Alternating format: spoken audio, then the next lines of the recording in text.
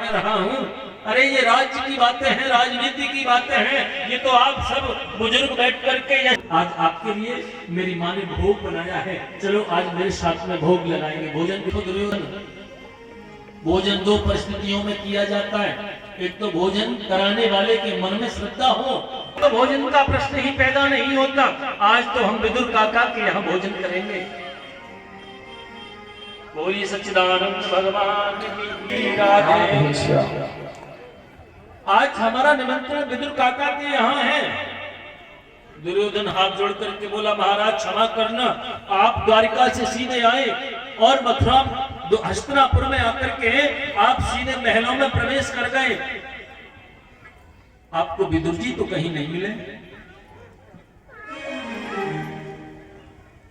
बोले नहीं, हमारे यहाँ द्वारिका में पत्र गया था, उसमें लिखा था कि जब भी आप हस्तिनापुर पधारो तो पहला भोजन मेरे यहाँ होगा।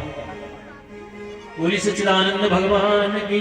दुर्योधन ये देखा सबसे पीछे विदुर जी बैठे हैं, ये सुना कि मैंने कभी इनके लिए पत्र भेजा है, तुरंत तो वहां से खड़े हुए कि अब तो व्यवस्था मुझे करनी ही पड़ेगी, मेरे यहाँ तो कुछ भी व्यवस्था नहीं।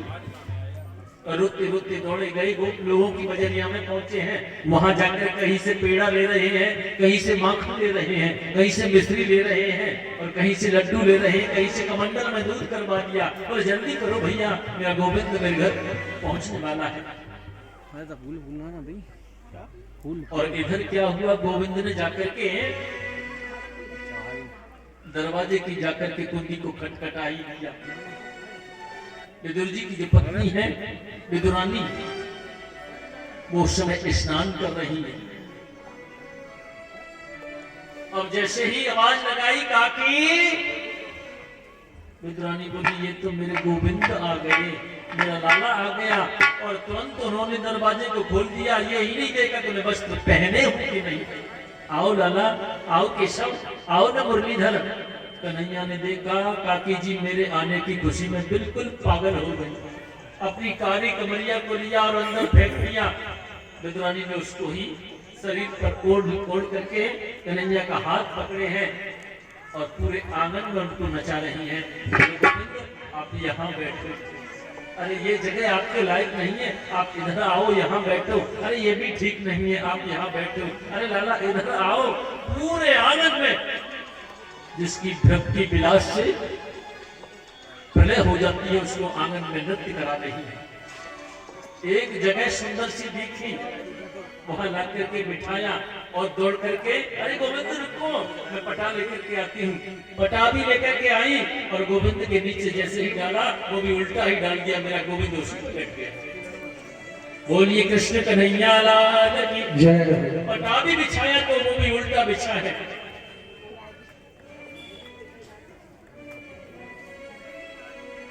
और कन्हैया ने क्या किया, जैसे कोई बालक कहता है ना, अपने पेट पर हाथ घुमा करके, बोले काकी बहुत जोर से भूख लगी है, कुछ खाने को मिलेगा क्या। इतना कहा, विदुरानी के नेत्रों से आंसुओं की धार निकल गई। मेरे यहाँ तो कुछ भी नहीं, मैं क्या खिलाऊंगी। लेकिन गोविंद तुम चिंता मत करना, अभी तुम्हारे काका जी आते होंगे, अरे मैं बड़ी सुंदर व्यवस्था करूंगी, देखना अभी तुम्हारे काका जी कुछ न कुछ लेकर के जरूर आते हैं। और दौड़ी दौड़ी गई विदुरानी, केले ले आई, एक टोकरी में केले लेकर के आई। केले लेकर के आई, पत्थर कन्हैया के सामने डाली और वो पत्थर भी उल्टी पड़ी हुई है, उल्टी पत्थर डाल दी। कन्हैया को देख रही है विदुरानी और केले को छील रही है। छिलका ले, कन्हैया के हाथ में पत्थर पर रख दे और गूदा को लेकर के पीछे फेंक दे। बोलिए सच्चिदानंद भगवान की जय, कृष्ण कन्हैया लाल की जय। कि अमीर या गरीब की बात है नसीब की, हर किसी को अच्छा परिवार नहीं मिलता। सोले उमड़ते हैं बच्चे बिगड़ते हैं, जब बच्चों को अच्छा संस्कार नहीं मिलता। के बात बिगड़ जाती है, जिद पे अड़ जाती है, जब बातों का कोई आधार नहीं मिलता, अरे तेरे अच्छे काम लो, राम जी का नाम लो, क्योंकि मानव का जन्म बार बार नहीं मिलता। बोलिए सच्चे दरबार की। होगा राम नाम लीला और प्रेम भरी जवानी में, ना कृष्ण नाम लीला तन भरी जवानी में। और हाथ बगल बोलेंगे और तू डूब के मर जाए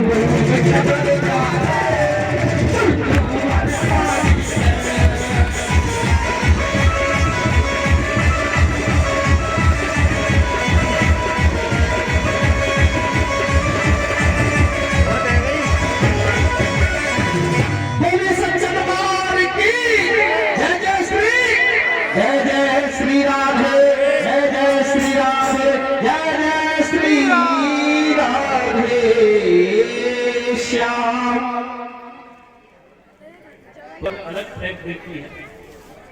मेरे प्रभु प्रेम में इतने अधीर हैं कि छिलका ही खा रहे हैं।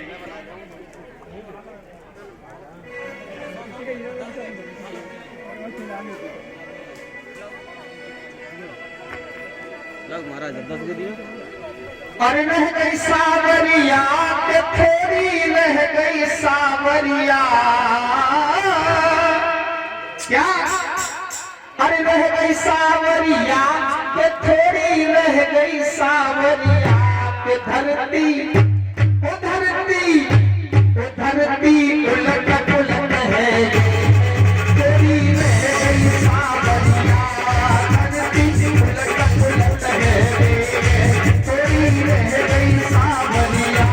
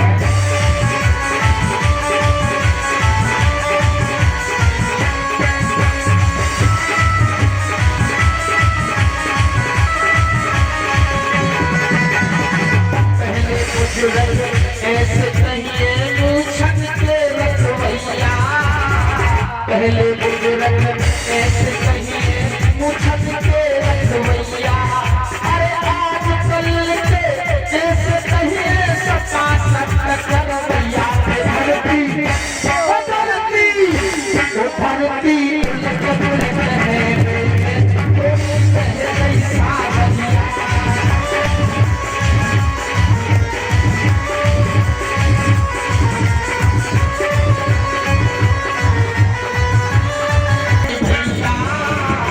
पहली औरत ऐसी चाहिए पतिव्रत धर्म भैया और भैया केवल तो देखिए कब से कह पंडित जी कहा कह रहे हैं ठीक है अरे पहली औरत ऐसी चाहिए पतिव्रत धर्म भैया आजकल की ऐसी चाहिए पति में कन्हा से भैया से धरती धरती उलट पुलट है थोड़ी रह गई सावरिया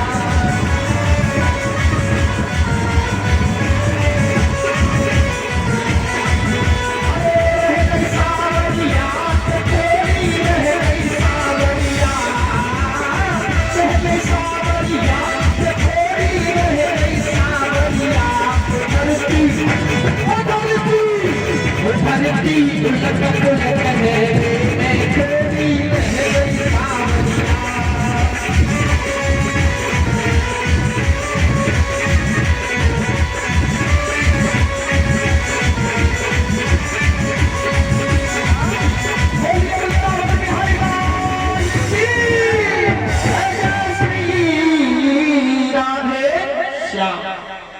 हुई गई केशव तुम्हारे काका जी आ गए और दरवाजे पर जैसे ही पहुंची विदुर जी के हाथ में कमंडल में दूध है दोना में खोए के लड्डू है एक हाथ में मिश्री है माखन है सबको देखा और विदुर जी बोले देवी ये अंदर ले जाओ अपने गोबर का चौका लगाया कि नहीं अरे चटाई बिछाई कि नहीं गोविंद आने वाले होंगे आप ये सब सामग्री ले जाओ आप पत्थर पे लगा के तैयारी करना मैं यहाँ उनकी अगवानी के लिए खड़ा हूँ वो आते ही होंगे विद्वानी बोली आते होंगे कि वो तो भीतर बैठे हैं अरे आ गए बोले हाँ उन्हें तो 1 घंटा हो गया आए अरे तुमने कुछ खिलाया कि नहीं बहुत भूखे थे बोले केले खा रहे हैं और विदुर जी ने आकर के जैसे ही देखा तो श्रीमान जी छिलका खा रहे केला दूध पड़े हुए हैं और जैसे ही विदुर जी ने देखा बोले छिलका खाने लगे हैं। और विद्रोही से कहा, देवी ये क्या कर रही हो? बोले क्या हुआ? अरे तुम छिलके कन्हैया को खिला रही हो। एकदम होश आया, अरे तुम इतनी देर से छिलके खिला रही थी। गोविंद की तरफ देखकर, केशव आपने बताया क्यों नहीं? कहा कि हमें क्या पता, हम भी समझ रहे थे कि केले ही खा रहे, हमें नहीं मालूम छिलके खा रहे हैं कि केले खा रहे हैं। तो मेरा प्रभु जाति की नहीं देखता। बोलिए सच्चिदानंद भगवान की जय, कृष्ण कन्हैया लाल की जय। और जब भगवान श्री कृष्ण सुधाम के लिए जा रहे थे तो उद्धव को अपने पास में बुलाया। उद्धव से कहा था, मुझे विदुर की बहुत याद आती है, विदुर से मेरा समाचार कहना, गोविंद उन्हें बहुत याद करते हैं। उद्धव सीधे आए और वृंदावन में विदुर जी से मिले। दोनों आपस में गले मिले, दोनों का कंठ अवरुद्ध हो गया, दोनों रोने लगे।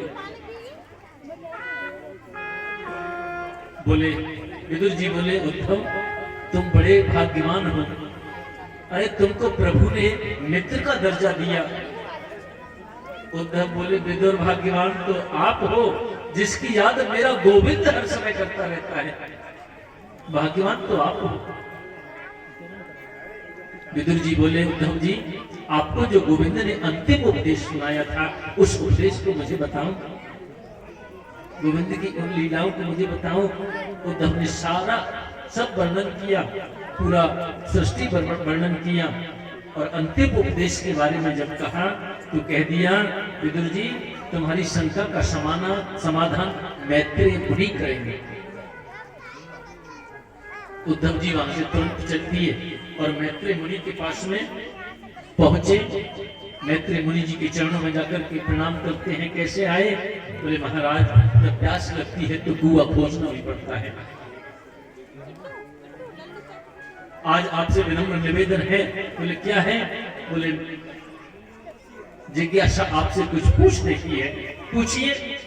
बोले भगवान ने ये दुनिया क्यों बनाई? मेरा प्रश्न पहला यही है मैत्रेय जी कि भगवान ने ये दुनिया क्यों बनाई, और फिर बनाई तो एक जैसी क्यों नहीं बनाई? किसी की नाक लंबी है, किसी की नाक चपटी है, कोई गोरा है, कोई काला है, एक जैसी क्यों नहीं बनाई? और दूसरा प्रश्न हमारा ये है,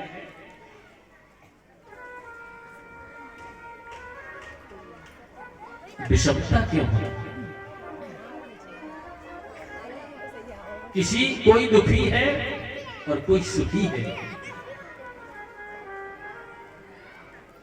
सुखी है तो इतना कि उसको कहां रखा जाए, और दुखी है तो इतना कि सुबह खा ले शाम को है ही नहीं।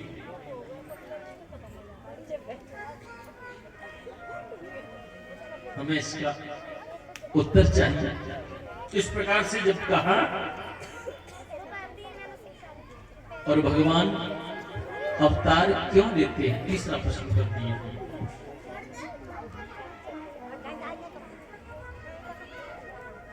मैत्रेय जी बोले, विदुर जी आपका पहला प्रश्न है कि विषमता, भगवान ने दुनिया एक जैसी क्यों नहीं बनाई? कोई गोरा है, कोई काला है, और जो गोरा है वो सीना तान करके चलता है, और जो काला है वो दिन भर परस्पर लड़ता रहता है हम भी गोरे ही हो जाए। बोलिए सच्चिदानंद भगवान की जय, कृष्ण कन्हैया लाल की जय हो। जय जय श्री राधे श्याम। एक जैसी दुनिया क्यों नहीं बनाई? मैत्रेय जी कहते हैं, विदुर जी परमात्मा ने सारी सृष्टि बनाई है, तो विषय ये नहीं है कि कैसे एक जैसी नहीं बनाई। क्यों? आपने देखा इस प्रकृति में पक्षियों को आप देखो, वो जब भी बनाता है नया बना करके देता है, क्योंकि वह ईश्वर है। आप पक्षियों को देखो, मोर को देखो, कितनी कमाल का, उसके पंखों को देखो कितनी सुंदरता है। आप कोयल को देखो, कोकिला नाम स्वरूपम, देखो शास्त्र हमारा क्या कहता है, कोकिला नाम स्वरूपम नारी रूपम पतिव्रताम। कोकिल जो कोयल रहती है उसकी पहचान किससे होती है? स्वर से। कोकिला नाम स्वरूपम। और नारियों की पहचान शास्त्र बताता है होती है कोकिला नाम स्वरूपम नारी रूपम पतिव्रता। नारी का ये पहला धर्म होता है पतिव्रत धर्म पालन करना। उसका पति सर्वेश्वर है, सब कुछ उसका पति है। पति को भगवान से भी बड़ा माना गया है शास्त्रों में। कोकिला नाम स्वरूपम नारी रूपम पतिव्रता विद्या रूपम कुर्बाणाम। कोई विद्यावान है तो उसकी पहचान कैसे करोगे? उसके अंदर करुणा अपने आप झलकना शुरू हो जाएगी। जिसके पास विद्या है वो करुणावान होगा, ये निश्चित है। और क्षमा रूपम तपस्विनाम, तपस्वियों की, साधुओं की, संतों की, महात्मा अमलात्मा विमलात्माओं की पहचान आप कैसे करोगे? क्यों? क्योंकि उनके अंदर क्षमा दान पैदा हो जाता है। निज प्रभु मैं देखे जगत का संग करे विरोध। किसके साथ वो विरोध करेंगे? तितिक्षव कारण का सुहृदय सर्वदेहि नाम अजात शत्रवः शांता साधव साधु भूषण। ये साधुओं का भूषण होता है। तो आपने पक्षी को देखा, कोयल की पहचान उसके स्वर से होती है। जब बोलती है तो कंठ में मिश्री जैसी घुल जाती है। आपने सांप देखे होंगे, अनेक प्रकार के सांप हैं। रेंगने वाले सांप हैं, दौड़ने वाले सांप हैं, उड़ने वाले सांप हैं, घोड़ा पछाड़ सांप है। वो जब भी बनाता है न जाने कितने मॉडल बनाकर कितने रूप बना देता है। बोली सच्चिदानंद भगवान की जय, कृष्ण कन्हैया लाल की जय, जय श्री राधे। जब भी बनाता है, पूरी सृष्टि उसने बनाई, लेकिन इस संसार में एक चेहरे जैसे व्यक्ति आपको मिलेंगे नहीं। आपने एक कोई जमीन खरीदी, एक प्लॉट खरीदा, 50 बाई 50 या 100 बाई 100 कुछ भी ले लो आप, उसमें आपने 20 प्रकार के पौधे लगाए। उसमें एक ही समर, अब तो समर शुरू हो गई है, आपने समर का ही मान लीजिए पानी दिया, एक जैसा सब में लगा, पूरी जमीन में दिया तो एक जैसा पानी होगा। मीठा पानी समर का दिया, गाय के गोबर की खाद भी डाली उसी जगह में, उसमें आपने पेड़ लगाए। और जब पेड़ वृक्ष वो बड़े हुए तो एक पेड़ का फल तोड़ करके आपने खाया, आपका मुंह कड़वा हो गया, वो करेला। उसके बगल में दूसरा वृक्ष पेड़ लगा हुआ है, उसको आपने पेड़ को तोड़कर ही खाया, आपका मुंह मीठा हो गया, वो गन्ना है। उसके बगल में दूसरा पेड़ लगा हुआ है, उस फल को तोड़ करके खाया, आपका मुंह कड़वा हो गया, वो मिर्ची है। उसके बगल में और दूसरा वृक्ष लगा हुआ है, उसके फल को आपने तोड़ा और खाया तो मुंह फिर मीठा हो गया, वो अंगूर लगा हुआ है। तो कहने का मतलब ये कि हमने जमीन भी वही है, खाद भी हमने बराबर डाला, पानी भी हमने एक ही समझ का दिया। ऐसा तो नहीं किया कि हमने एक वृक्ष में मिर्ची का घोल डाल दिया हो और एक में चीनी का शरबत बना करके लगाया हो, बराबर वही खाद डाला, वही पानी डाला। फिर ये रस इसके अंदर आए कहां से? इतने रस कहां से आए? तो ऋषियों, इसका मतलब ये नहीं है कि परमात्मा ने सृष्टि क्यों बनाई। ये चिंता का विषय नहीं है। चिंतन का विषय तो ये है कि इतनी सुंदर कैसे बनाई, इतनी रंग बिरंगी कैसे बनाई।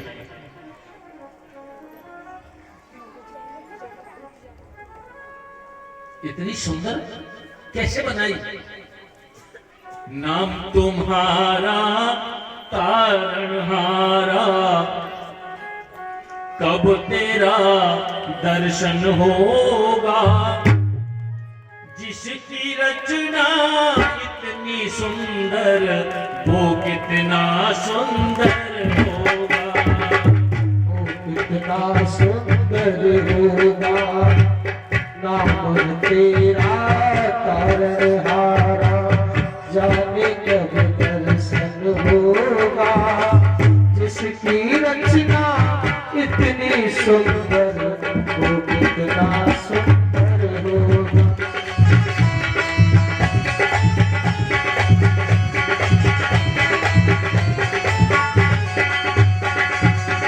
नाम है तेरा तारणहारा, जाने कब दर्शन होगा।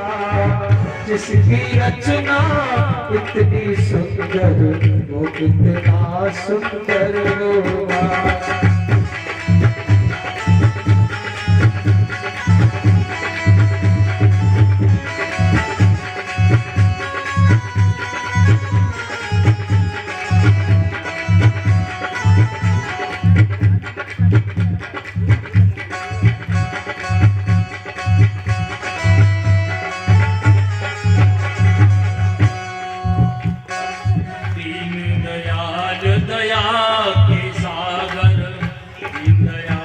दया के सागर, जग में नाम तुम्हारा है। दीन दयाल दया के सागर, जग में नाम तुम्हारा है। दीन दयाल दया के सागर, जग में नाम तुम्हारा है।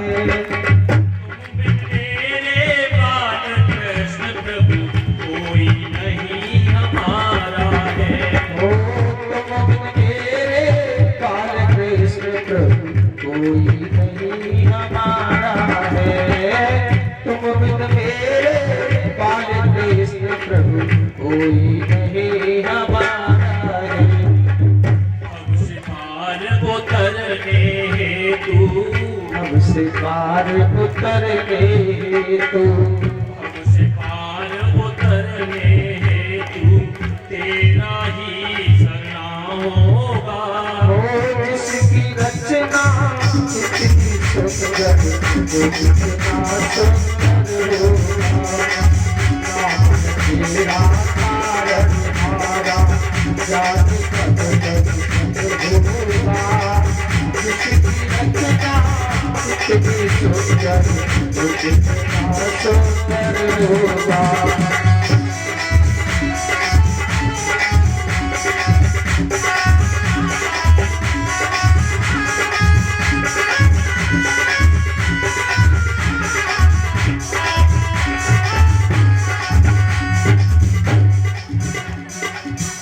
बोलिए सच्चिदानंद भगवान की जय। कृष्ण कन्हैया लाल की जय। जय जय श्री राधे श्याम। तो ऋषियों, चिंता का विषय तो ये है कि जिसने इतनी सुंदर ये दुनिया बनाई, वह स्वयं कितना सुंदर होगा। और आपका दूसरा प्रश्न था कि विषमता क्यों है, कोई सुखी और कोई दुखी क्यों है। तो कहने लगे, परमात्मा जब सृष्टि का सृजन निर्माण करते हैं तो 3 सूत्र देते हैं ऋषियों, कर्म, अकर्म और विकर्म। सृष्टि निर्माण के समय 3 सूत्र प्रदान करते हैं। वेद के अनुसार जो कार्य किया जाए, वेद अनुरूप जो कार्य किया जाए, वही होता है कर्म। और वेद के विपरीत जो कार्य किया जाए, उसको कहते हैं अकर्म। और जो अपनी इच्छा से किया जाए, उसको कहते हैं विकर्म। कर्म, अकर्म और विकर्म। बोली सच्चिदानंद भगवान की जय। प्रभु न तो किसी को दुख देते हैं और न आपने कहा कोई सुखी और कोई दुखी क्यों है। तो मेरे प्रभु किसी को सुख नहीं देते और किसी को दुख भी नहीं देते। क्यों? क्योंकि ना भुक्तम क्षीयते कर्म जन्म कोटि शतैरपि अवश्यम एव भोक्तव्यम है, वो छूट नहीं सकता। जन्म कोटि शतैरपि, कितने भी जन्म ले लो उससे छुटकारा नहीं छूट सकते। कर्म का फल तो हमें मिलता ही है। जो हमने किया है